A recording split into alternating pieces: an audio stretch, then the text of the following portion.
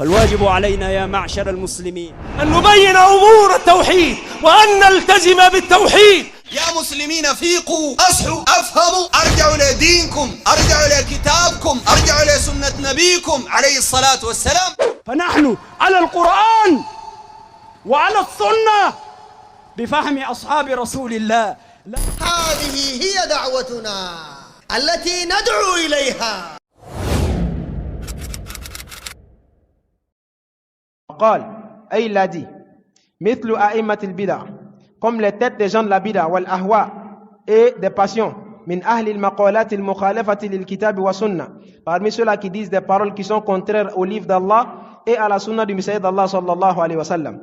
Fa inna bayana halihim, le fait de mentionner et de clarifier leur situation aux musulmans, wa tahdhir al-ummati minhum, et de mettre la communauté en garde contre le mal, wajibun, cela est une obligation bittifaq al-muslimin, et tous les musulmans sont en consensus sur cela, et tous.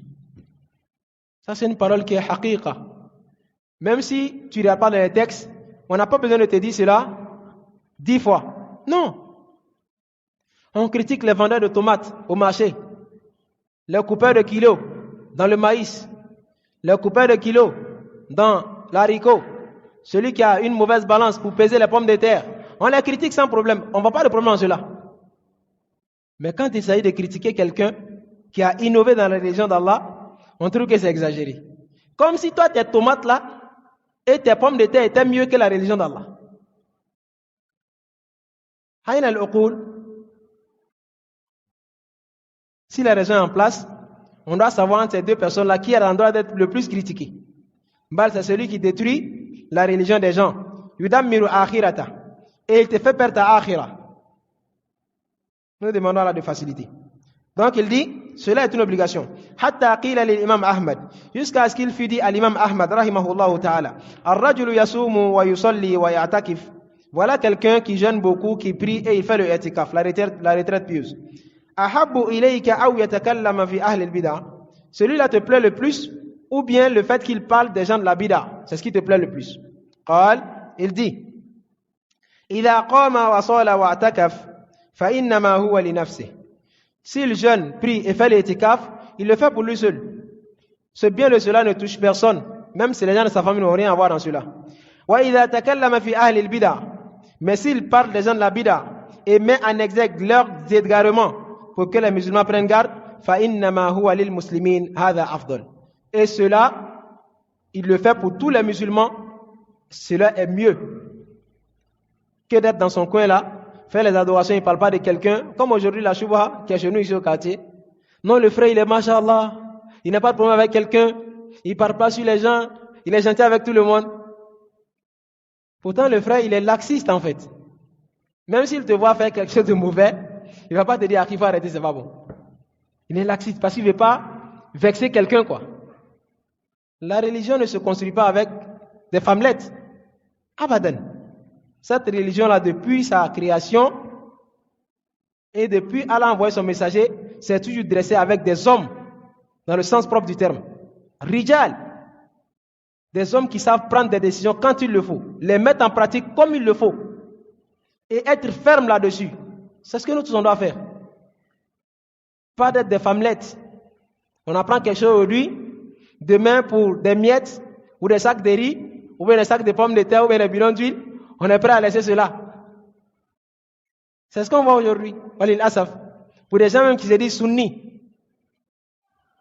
Nous demandons là de nous préserver du mal de ces gens-là. Donc le cheikh il dit, s'il parle des gens de la bid'a, cela est mieux, car cela est pour tous les musulmans et tous les musulmans en profitent. Donc il dit, فَبَيَّنَ أَنَّ نَفْعَ هَذَا عَامٌ لِلْمُسْلِمِينَ فِي دِينِهِمْ مِنْ جِنْسِ الْجِهَادِ فِي سَبِيلِ اللَّهِ. Il dit, Ibn Taymiyyah qui commente la parole de l'imam Ahmad ici, il dit l'imam Ahmad a clarifié ici que le mérite de cela et le bénéfice de cela est général et touche tous les musulmans, le fait de parler les gens de la bid'a, fi dinihim, dans leur religion, min jinsil jihadi fi sabilillah, et à plus de place, à une grande place plus que le djihad dans le sentier d'Allah. Pourquoi? Id tathiru sabilillah, car cela consiste à nettoyer la voie d'Allah pour les musulmans. pour éviter qu'ils tombent dans les pièges de Shaitan. Wa dinihi, nettoyer la religion d'Allah. Wa minhajihi, sa méthodologie. Wa shar'ihi, et sa sharia. Wa daf'i baghi ha'ula'i wa udwanihim ala dhalika, et le fait de repousser le mal de ces gens-là, wajibun ala al-kifayati, cela est une obligation de suffisance, bitifaq al-muslimin, auprès de tous les musulmans. Bima'ana, si une frange de personnes se dresse à le faire, l'obligation tombe pour les autres. Mais s'il n'y a personne qui le fait, les gens de la bid'a ont le libre cours, ils font ce qu'ils veulent, ils propagent ce qu'ils veulent comme égarement, parmi les croyances fausses et les adorations batila. Il n'y a personne pour les réfuter, personne ne parle d'eux, vous tous vous avez le péché, nous tous. Alors si tu vois quelqu'un parler sur quelqu'un, comme on l'a dit avec la parole de Bakr Abu Zayd, fashkur lahu, remercie-le. C'est une obligation qu'il a pris de toi, quoi. C'est-à-dire qu'il t'exempte d'une obligation. S'il n'y avait personne, tu serais pécheur. Wajib. Mais aujourd'hui, ce sont ces gens-là qui sont le plus combattus. Wallah.